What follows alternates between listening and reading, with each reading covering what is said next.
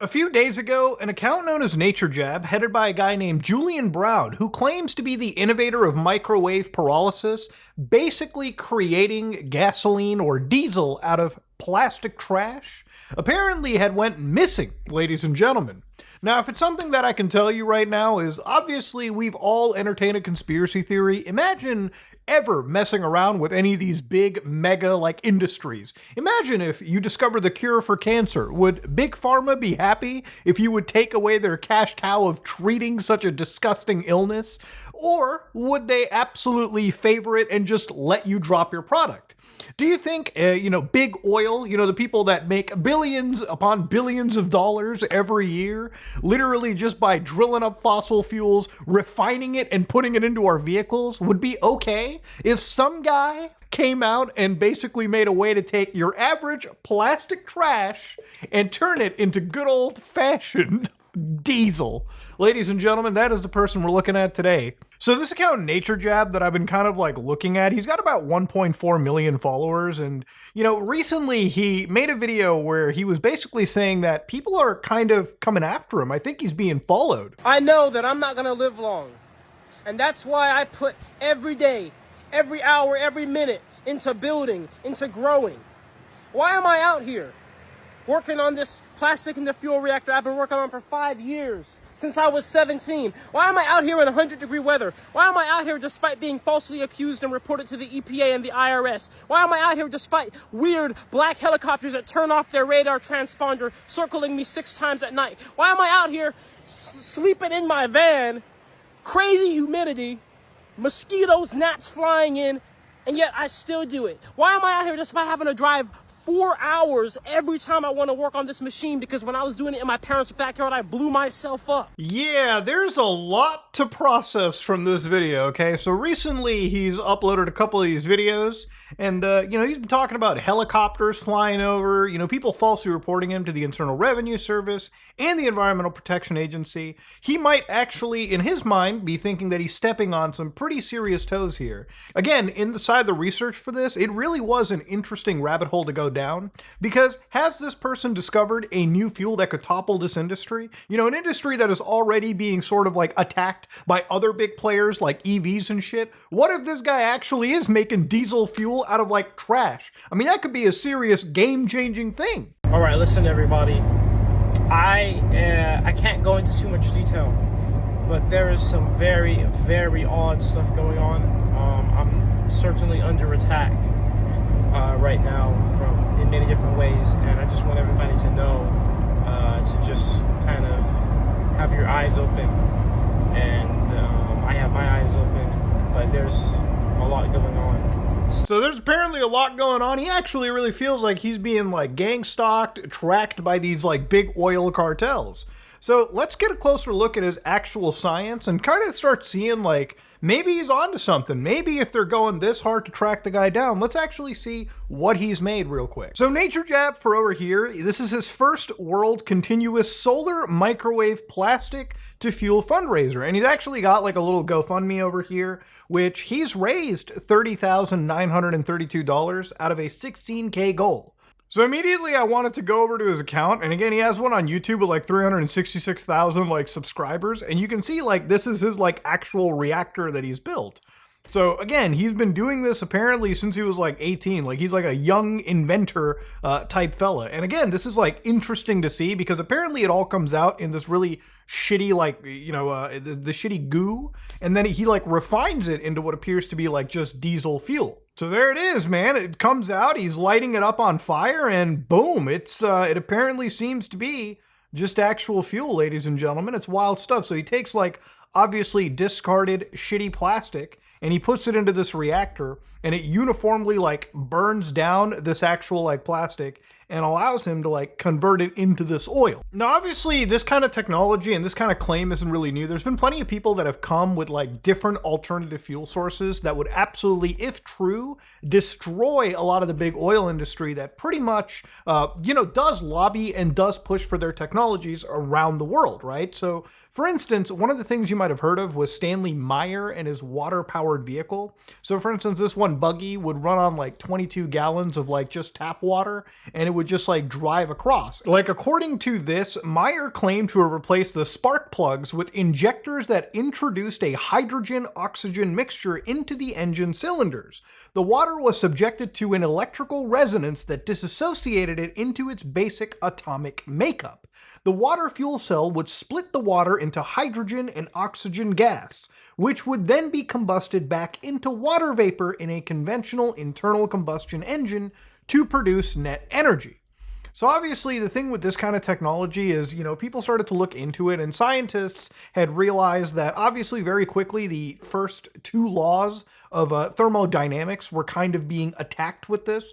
Now, there was a lawsuit that came out of it where it was termed fraudulent after two investors who he sold dealership offerings the right to do business with that technology sued him in '96. And so basically a bunch of experts started to look at it and said that his water fuel cell was later examined by 3 expert witnesses in court who found that there was nothing revolutionary about the cell at all, and that it was simply using conventional electrolysis. So while Myers was apparently dining at a restaurant with apparently 2 Belgian investors, he runs outside and goes, "They poisoned me." And after an investigation, the coroner actually came out and said that he had high blood pressure and actually died of a cerebral aneurysm. Now again, that's what the coroner report says, and people who follow into this conspiracy actually think that, maybe he had something that he was going on with and he probably was poisoned. Because if he invented this technology that would completely topple oil, that would change the course, that would destroy an entire economy, an entire industry that was thriving. So the thing about it is, when he produces this fuel with microwave pyrolysis, he calls it plastodiesel. Now he ended up taking it to a laboratory, ASAP Labs here, and apparently, according to this laboratory and what he says is based on the actual graphs and the data, the diesel that he provided might actually burn better than conventional diesel, or at least cleaner than actual diesel. So the thing is, obviously, he's going to the actual lab and showing the graphs as well with these guys.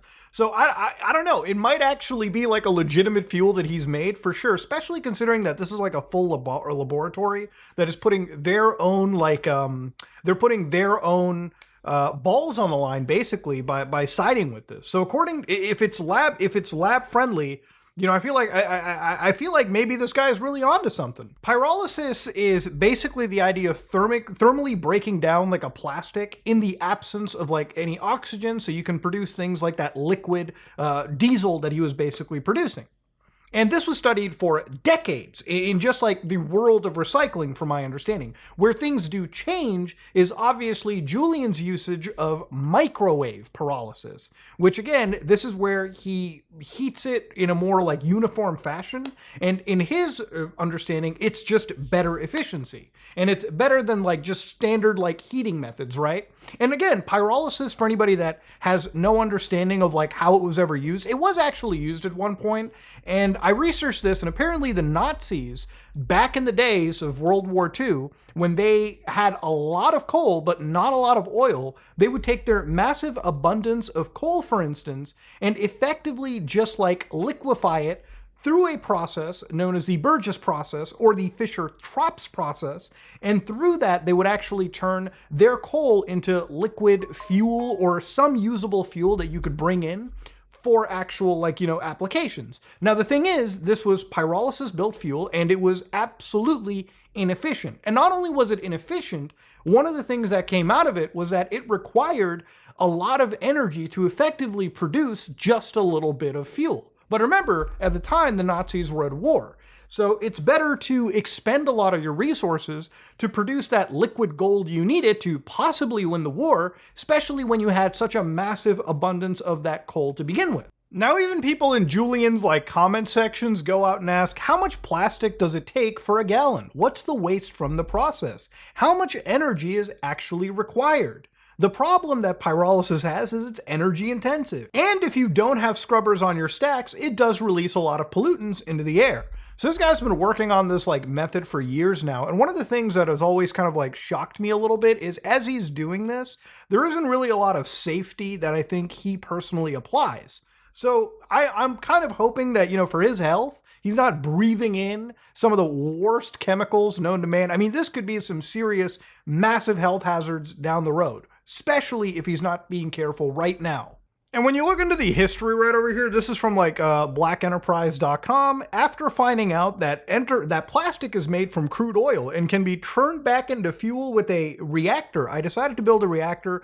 Putting my welding experience to use, I saw a problem that needed a solution quickly and desperately. So I really do think that this guy is coming at this from a really altruistic end. He's probably seen a lot of trash in the areas. And, you know, obviously, if you want to maybe clean up the trash problem, this guy is basically turning what people have thrown away into usable energy. And hopefully that can maybe make a cheaper energy solution for a lot of people who live in areas where, well, let's just be honest, gas is expensive in any capacity. So having gas made from trash doesn't sound so bad.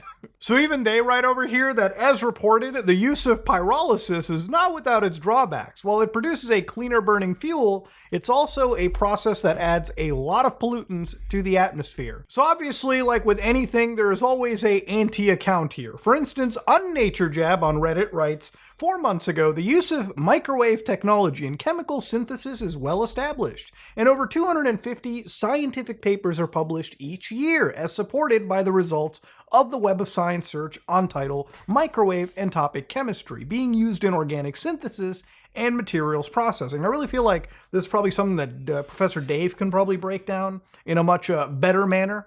But the idea here is that the tech was patented in '71, widely used and available, and there's nothing new to determine outside of how to make it more efficient, which there are companies who have been doing this for the last 40 years and use high vacuum and inert gases to help reduce the amount of electricity needed to run the reactor. NatureJab isn't even remotely close as to what is the current standard in doing this reaction. Wake the fuck up. And obviously people are like, yeah, it's real, but it's not efficient, even a little bit, and he exaggerates things. And exactly what I was thinking, I've always wondered if this guy realizes just how much pollution he is creating thinking it's clean. I remember doing a really scaled down version of this when learning chemical cracking and extracting styrene from dry distillation of polystyrene.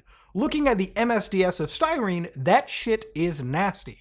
The amount of benzene, styrene, VOX, dioxin, PCBs, and other shit this guy is concentrating and releasing to the atmosphere is actually nuts. Which is one of the reasons why I think maybe the EPA was called into this, because, you know, it is the Environmental Protection Agency's job to make sure the environment is fucking protected. Again, you might disagree with that, but that's exactly why they would have been called. I don't know why the IRS so much, maybe to like audit the GoFundMe. But yeah, obviously people have raised some valid concerns. It's a scam, it's not revolutionary, and my skepticism about it makes me think him showing any gasoline that's been made from his process is a prop. Accusing that maybe the guy is just buying gasoline. People send this guy tons of money because they don't know better. I'll admit, if he were to show the cost and energy and his steps to refine the diesel and gasoline after pyrolysis, I might not think so negatively. And that's the thing, it's not necessarily a scam. Like, from what I've understood, the science here is actually well documented for decades. It's just a matter of, you know, it's not as good. It's not this end all be all that he's been showing. And this is one of the problems with like TikTok conspiracy theories is immediately people started like getting freaked out on the internet. They were like, where is this guy? Did Big Oil get him? Did they pop him in the head for possibly creating an energy source that they can't control? No, apparently he did disappear, and there were people who looked into like the Atlanta police reports or police reports in his area just to see if there was possibly something of him being missing. And the thing is, there wasn't really anything. His mom actually ended up coming out and basically saying that he's actually fine. I can confirm Julian is safe. But in the best interest of his security, I'm not able to provide any more information. So again, it's still ending on a note where maybe the guy's life is actually in danger. Who knows? And he has gone completely radio silent, right? Which is, again, super duper weird because he's been posting pretty actively. Like, he's gained a lot of traction, like millions of plays on some of these, just showcasing his, I would assume, almost near finished project of microwave hydrolysis, or, you know, pyrolysis, sorry. And you can see, like, this is what looks like the actual final almost reactor, right? I assume these are like, you know, he's got like, he puts in the plastic into this reactor, they uniformly heat this, and because it's microwave, it's supposed to be a lot more efficient than your traditional heating method. So even the people who are watching this are saying, bro, 8 kilowatts of power to make 5 milliliters of gasoline. It's not necessarily about the gas, it's actually about the plastic waste. But again, even if you're burning the plastic waste, I do absolutely ask what that's doing to the environment, right? There's a lot of questions to be asked, and yeah, it's a lot more complicated than one would think. Now, I'm sure for a lot of people, they could be like, well, what if the oil companies try to kill him? And the reality is the oil companies are not going to kill a guy that's super duper popular, okay? That's just literally giving the conspiracy theorists the actual W. No, what's actually more likely to happen over here before we end this video off is that it is more likely that the oil companies will probably find a way to acquire the actual product over here, whether they pay him a large sum of money or they actually use some form of like patent suppression, which has happened in the past, where they will just literally like actually have patents or probably bring up something they wrote like fucking forever ago and use that to actually suppress this guy if he makes some serious progress in this field. I mean, you can read from 9 years ago, companies like ExxonMobil, for instance, patented tons of technologies for things like low-emission cars, electric vehicles even. In fact, some of the first electric vehicles, which, granted, if, the first EV was not like Tesla, for instance, one of the first EVs back in the late 90s, early 2000s were things like the GM EV1 and, of course, the RAV4 EV, which would use batteries, the NIMH battery technology. Companies like Chevron, for instance, would use their actual stakes in companies like Cobasys to limit access to those battery technologies, right? And of course, this would absolutely fuck over anyone that was trying to use this battery technology to make electric vehicles that could actually pose a serious competition to that traditional gas-powered car. So no, you don't have to kill somebody, okay? As long as you're running corporate America, you can use any of these tools to basically suppress any of the stuff growing in your area, and people will just be fighting over legal battles while you'll be raking in billions of dollars. It's just like that in the country. Now, if you actually make some serious progress with plastiline, then color me shocked, I would be excited to see it, okay? Something like a cleaner burning energy that is taking away the plastic wastes from our Earth is something anybody wants to see. But has it been done here? I don't personally think so. I think that the idea is interesting. I just don't think that it's as efficient as Nature Jab is saying. But ladies and gentlemen, this was the weird disappearance. A guy came back in the nick of time, and whether those black helicopters are real or big oil is tracking him down, this has been an interesting scientific rabbit hole to go down. Ladies and gentlemen, if you like what you saw, please like, comment, and subscribe. Just like if you dislike it, I am out.